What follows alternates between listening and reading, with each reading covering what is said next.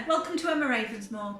Welcome to part 3 of my mini-series on how to banish negative energy, dark spirits, anything nasty and horrible from your home or from individuals.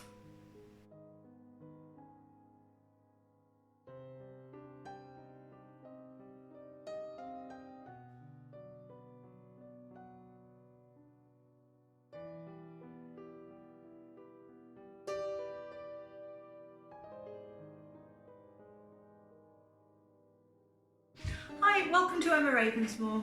As I said, this is the third and final part of my mini-series on how to banish dark spirits, negative energy, something horrible from your life, your house, your home, yourself. Whether you've conjured something that you now finding it hard to get rid of, whether you opened the door to something and allowed it in and now it's out, or whether it's just become attached, because sometimes your mood and the way you are things can find you when you're vulnerable and can form attachments to you which you don't want at all. So how to get rid of them. I've used this in the past and it's worked, so let me take you step by step. If you haven't seen my previous 2 videos, it's well worth going and having a look so you can see how I've actually made some of the things that I'm going to be using today. But this is where everything can be used separately, and it works really well separately, but it used in conjunction with each other, when it's all put together, it works brilliantly.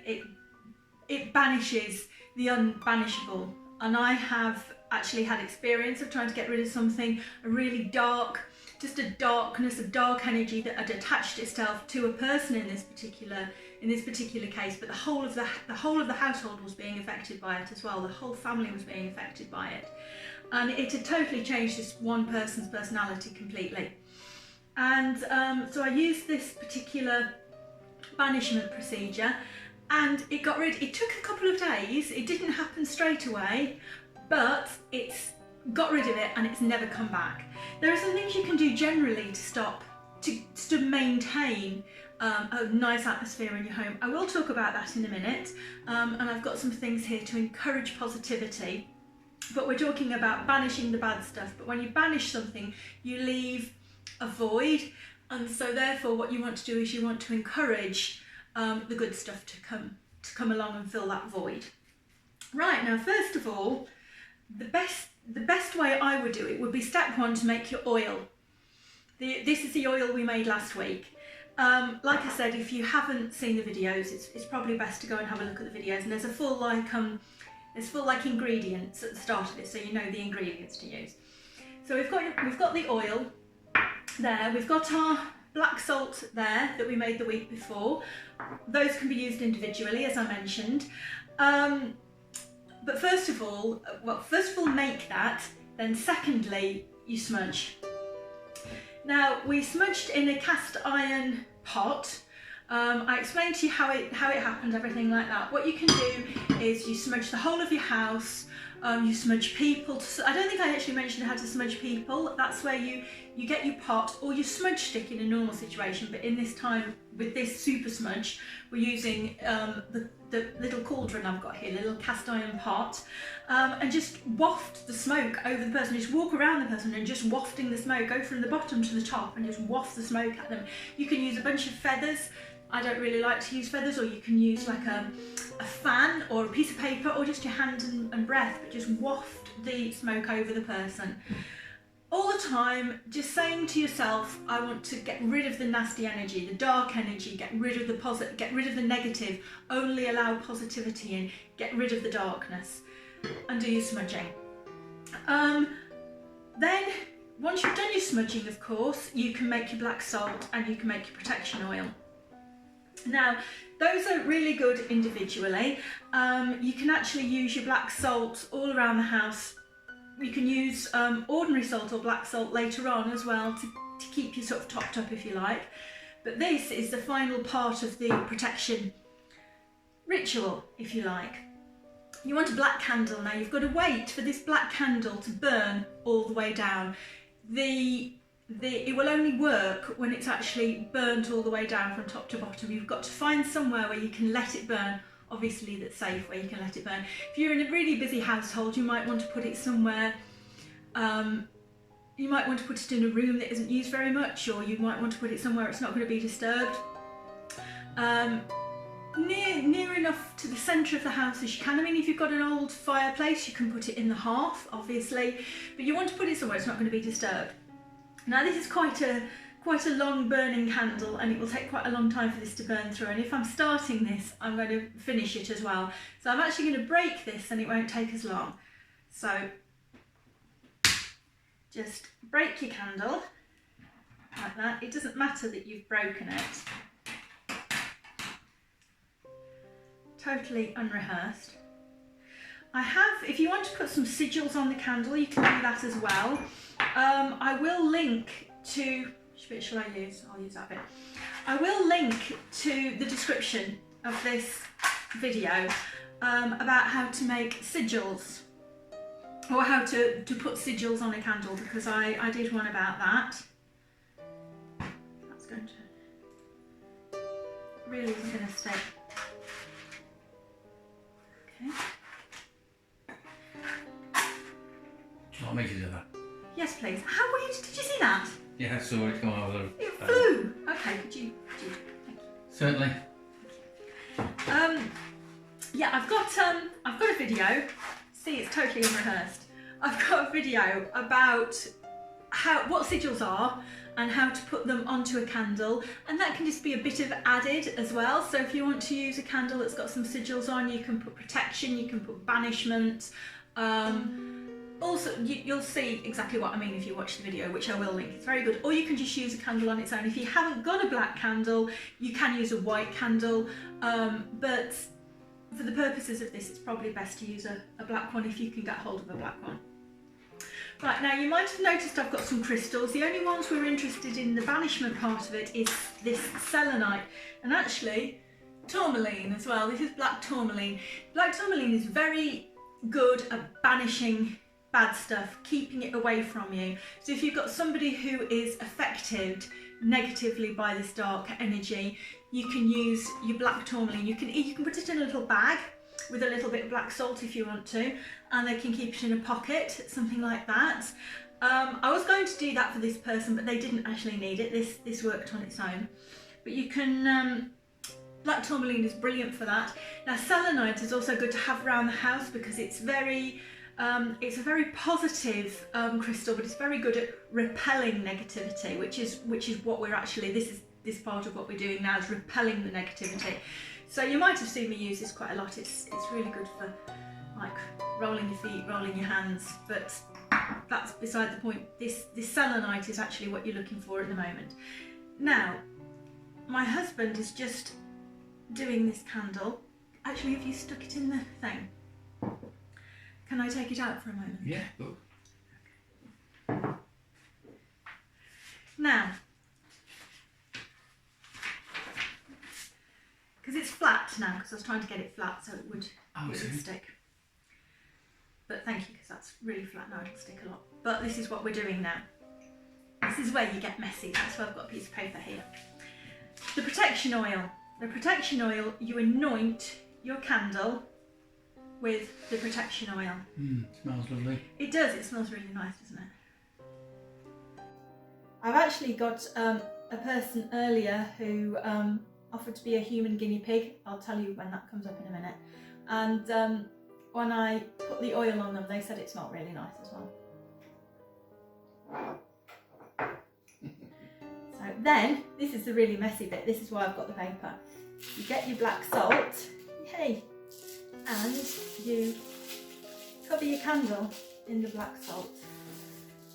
And this is where you get really dirty and horrible. And this is where you get really dirty and horrible. And so you don't really want somebody coming into your house, smell that pepper, and saying, what on earth have you got there? Why have you got that really crusty, disgusting candle burning? Why are you burning black candles? Loads of people think black candles are evil, and they're the protection. So you've got your black salt, you've got your crusty candle. Now, could you like the bottom of it for, so I can put it in there, because that'd be really helpful, because I've kind of got my hands dirty. Give it all the way down.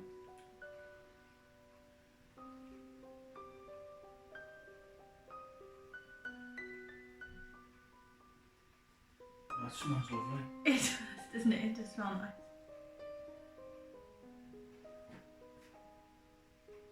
Okay, now you've got your little candle there. Now, you can, let me put this back in here. You can, if you meditate, you can meditate with your candle. If you don't meditate, you don't have to, but just when you're lighting your candle, I'm just going to go and wash my hands.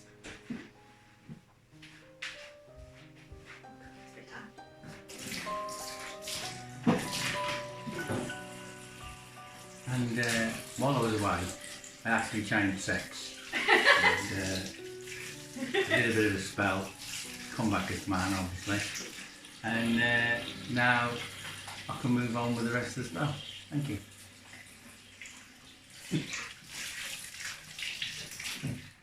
I'm trying to avoid the word spell.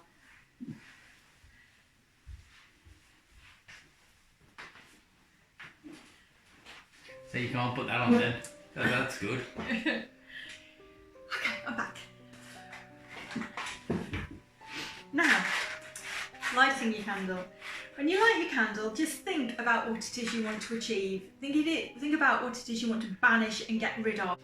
It's probably best, if you can, to do this during a waning moon. That's when it's getting smaller. You can wait till a few days after a full moon if you want to, because you're getting rid of something. If you're banishing something and getting rid of it, it's better to do something like that on a waning moon. If you're trying to increase something, for example, you are trying to do something to attract money, prosperity, fertility, you want to do that on a waxing moon. But a waning moon is when you want to get rid of stuff, and like we're getting rid of stuff, so we want to do this, if possible, on a waning moon. Alright. So you can just think about what it is you want to get rid of. Think about the negativity you want to banish. Think about the darkness you want to get rid of. And then you can light your candle. Right. You've got your candle lit. That mustn't go out now, if at all possible, obviously. You can sit there and you can meditate on it for a little bit. If a person is affected, they can meditate upon it a little bit, if they will. The person, when I was doing this for somebody, they wouldn't have sat there and meditated on it. But if you can, or if they can, it's all good. But then that's actually set your ritual. That's sort of the end of your ritual. There's some things you can do. You can anoint the person, as I said, with the oil. I've actually got a little video of that, of using the oil, anointing somebody's back. I'll let you see that now.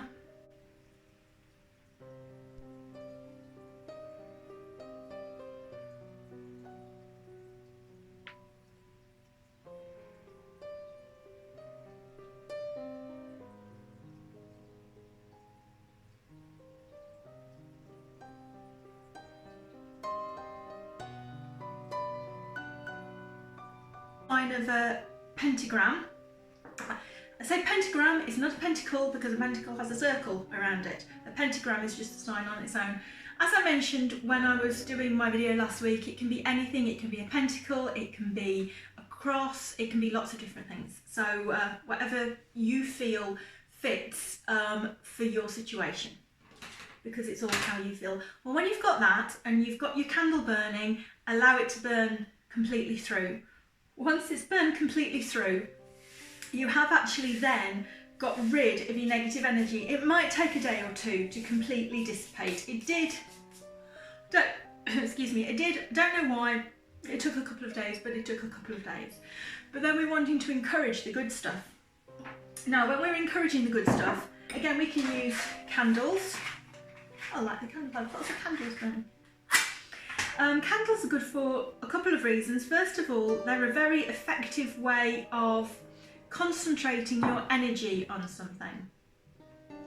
You can use a white candle like that. I actually didn't have any white candles when I was doing this video.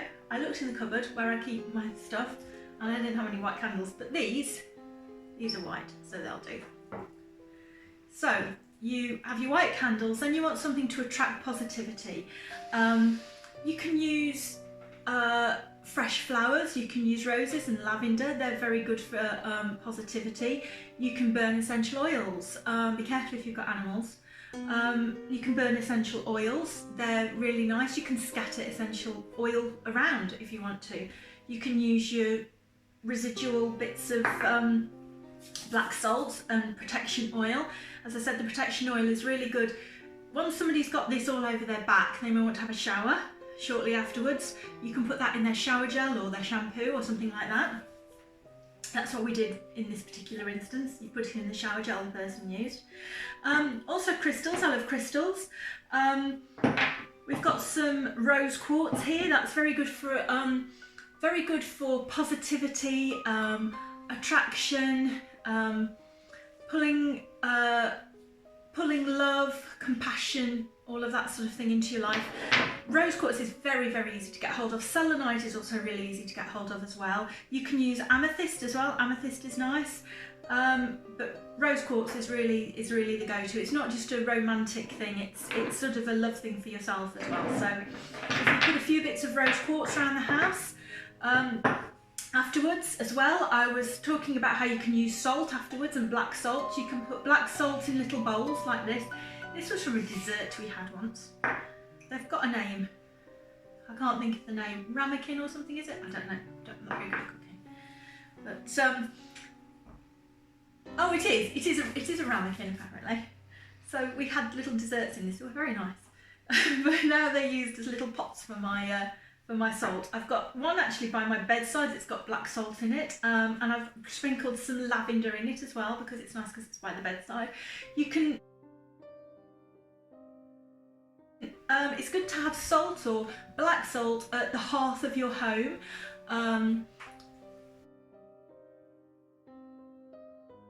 A lot of stuff you'll read will say it's good to have it right in the middle of your house, and usually the hearth used to be right in the middle of somebody's house. We've got a hearth in the middle of our house, as you will see in the pictures that I've put in. And it's good to have it there as well. So you can put it in little pots all around. You don't just have one pot, you can have quite a few pots, but do remember to get rid of it properly. As again, I mentioned in the video last week. So basically this is a bringing together of everything we've been doing over the past couple of weeks. We've brought it all together now in this ritual. We've banished the bad and we've put things in place to encourage the good. I would recommend you regularly smudge. You don't have to super smudge. You can just smudge with a smudge stick. I do have a video for that. I will also link that in the description in the end. So you can regularly smudge. You can have your little pots of salt around. You can have your crystals around. They'll all help the stuff to keep stuff away, the stuff to encourage the good. Let that completely burn down, and then just light your white candles. And you can light white candles off really often. They're good, I said, for a couple of reasons, because first of all, they're a white candle, which encourages goodness, encourages light. And secondly, having a living flame like that can raise the vibration of the place you're in, as can salt lamps. A salt lamp is a good idea, but they can raise the vibration, and they can clear negativity as well. They can burn away negativity. So it's actually really good to have them.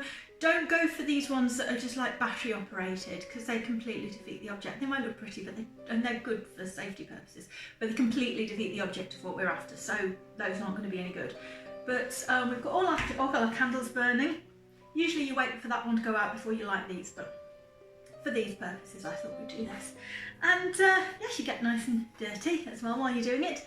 And that's it. So if anybody has any more questions or would like me to do another video talking a little bit more clearly about something that you may have been uncertain on, or somebody's got a specific thing that they have an issue with that you'd like me to really concentrate on, I can do that. So please let me know in the comments what you think. Let me know if there's anything else you'd like to see, and I really hope that this is going to be of help to you, and if it is, please let me know. Please let me know the results of it. So here we are. This is it. Hope everything goes all right for everybody who needs to use this. Thank you very much for watching Emma Ravensmoor. I really appreciate it. I've recently got over 100 subscribers, so I'm really happy about that, which is kind of amazing really, because when I started I never thought I'd have more than 100, so I've got like about 130 subscribers, 129, 130 subscribers, and which is wonderful, and it's really amazing, so thank you all if you've subscribed. And remember, if you're watching and you haven't subscribed, please subscribe, and that would be lovely. And press the bell so you get notified when I release more videos. And yes, I'll see you next week. Thank you very much for watching Emma Ravensmoor.